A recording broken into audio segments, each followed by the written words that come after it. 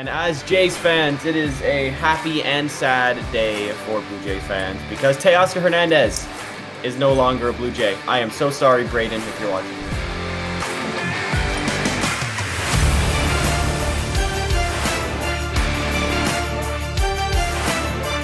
Hello, everybody. Welcome back to the 450 Dead Center Baseball Podcast YouTube channel. Chris here with Daniel. Hello, hello, hello.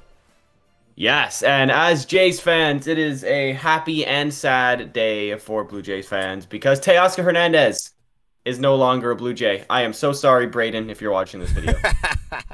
Poor Braden's in shambles right now. He's absolutely in the mud. Let's just put it that way. But I'm not gonna lie, did not expect this today, Chris.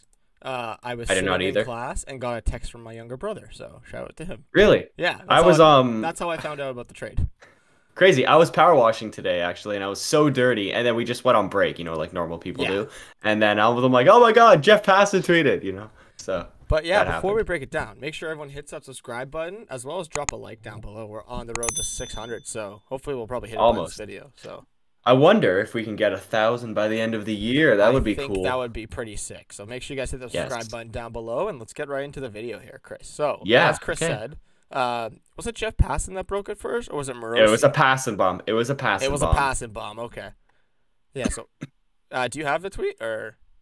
I do not know, but I know he said Teoscar Hernandez was initially traded to the Seattle Mariners, but there was no prospects or players attached to that deal. Yes, I do remember hearing about that.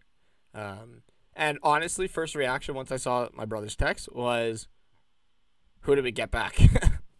That was my first reaction as well, and I was refreshing Twitter for like at least 10, 20 minutes just to see what we got back, and then I think 10 minutes later, some reporter from like a Seattle newspaper, I don't know which one it is really, reported that we're going to get that Swanson guy and that Makar, whatever his name is, back. Yeah, so it was Eric Swanson and Adam Mako, I think is how. Mako, yes. Because I was listening to Fan 590 on the way home. That's how they were pronouncing his last name was Mako. Yeah, I think that's how it's pronounced. By the way, he is Canadian. Yeah, he's also like Irish and from Slovakia. So it's crazy. So Swanson is the main piece. Obviously, he's a bullpen arm coming over from the Mariners. That's going to help this year. He's really good. And then Mako is I think he's 18 or 19-year-old prospect who's born in Slovakia, moved to Canada, and crazy. What a backstory. I mean, you always love having more hometown / home country, I guess, guys on the team. Exactly. We Canada, the Blue Jays represent the entire nation. Now we have Vlad, we have Zach Pop, we have this guy Mecca or whatever his name is. He's still a couple years away though, but Romano, forgot about him. Almost forgot about him. Got a bunch of Canadians. Did you say Vlad? Because technically, I did say Vlad, yeah. But let's break it down a little, Chris. So obviously, trading Teoscar away, he's on his last year of contract. Yeah. It's a pretty solid trade, not gonna lie. Yeah, he's gonna make a ton of money this year.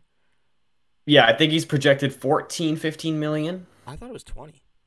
Yeah, no, that's in total of the outfielders that we got rid of, like Zimmer and Tapia on top of that. Yeah, that was the other thing. So they DFA'd Zimmer and Tapia, made this trade, so we cleared up like 20 million in cap space. For Swanson, who I think he's only making 1.3 this year. Yep, and he's in the prime of his career, and he has like some of the best numbers that I've seen on like a baseball reference page, or what is it, Baseball Savant or something? Yeah, it's crazy. So, I don't remember exactly what the Savant numbers was, but I know statistical oh my God, numbers last year. In like 60 innings, he had a 1.5 ERA or 1.8 ERA, like a sub-2 whip. Like he was solid last year, and we're adding, obviously pitching was a big problem with this team, and you're gonna address it by trading obviously Teoscar, which sucks. That's like 30 home runs out of your lineup. Yeah, fair. But you're trading away him and getting 8 years of controllability between the two guys because what's the guy's name? Sorry, Swanson has 3 years of arbitration left, and beautiful. And Mako has 5 years, and he doesn't even have to be added to the 40-man roster yet. So it's that's awesome. Another thing to add too. Yeah, and they look like they're going to be good players. Mako, he was, I think, 8th in the Seattle prospect pipeline, which is a pretty good pipeline, I got to say. And now he's also 8th, apparently, in our system. So, pretty solid. Good to have him there. And then Swanson, like he's going to be instantly an impact bullpen piece, which is what we really need. But one thing about him, he strikes out a whole ton of batters, but he also throws like 94. So he's not like he doesn't blow you away, but he gets the strikeouts, which really I don't care as long as he gets strikeouts. So From what good for I've him. listening to the Fan 5 talk about him, basically it's like a slower version of Kevin Gausman. So he's apparently a fastball splitter kind of guy. Yeah. But his splitter has insane movement apparently. So yeah, he throws 94, but with the splitter it makes it look a little bit faster. Plus apparently he's one of those guys that have a long like he takes a very big step towards home plate when he pitches. So basically he's releasing way closer to the plate, which makes it seem faster. You know what I mean? Because like it's closer. Does that make his delivery longer? Like would people try to steal on that? I did not check on like runner wise on how many stolen bases he gave up or whatever. But even if they do steal a little bit, I mean Jansen's got one of the best arms in the league behind the plate. Exactly. Yeah. I'm And sure speaking of the them, GOAT Pete Walker is gonna tell him like, hey, when there's a guy on, you gotta fix that. do that slide step. Exactly. Do that slide step. Yeah, unless it's like obviously I don't know, like Prince Fielder running the bases or something. But I mean, he's pretty quick. Poole steals the base from time to time. So that is true. That is true. But Chris, with this trade, obviously we talked about Teoscar sucks. We've given our opinions. I like Teoscar. I like Teoscar too. I meant like it sucks that he left, kind of thing. Oh yeah, That's what I meant to say. Sorry, it did not come out. But overall, do you think it's a win or a loss or a neutral? I think it's a neutral for both teams because now Seattle, I don't know what they're doing with all like 10,000 outfielders that they have, but they now have another their one. outfield next year could be Kyle Lewis, Julio Rodriguez, and Teoscar Hernandez. Don't forget about their backup outfield of Mitch Haniger, who's a free agent, Kerstad, and Jared Jesse Kelenic, Winker as well. Oh yeah, no, who's Kerstad? He's on Baltimore. It's Kelenic. Yeah, you meant Kelenic. Yeah. Yeah, Kelenic. So yeah, they have a bunch of guys, and I don't know what they're gonna do with those guys. Maybe they're gonna use some of them in trade pieces, which I could see Kyle Lewis getting traded, to be honest. But we're not a Seattle podcast, so No. I don't know. But so you're saying it's a neutral trade, win-win for both teams? Win-win for both teams. Yeah, if it's a need for both teams. Yeah, I think I just gotta wait to see what they're doing with this extra money. Like if we bring in if we trade for Acuna and sign him, okay, obviously that's a win. I mean, he's already signed till 2028 anyway, so you just gotta trade for him. That's a win. But also, I was thinking, now they have money, they can extend Vlad.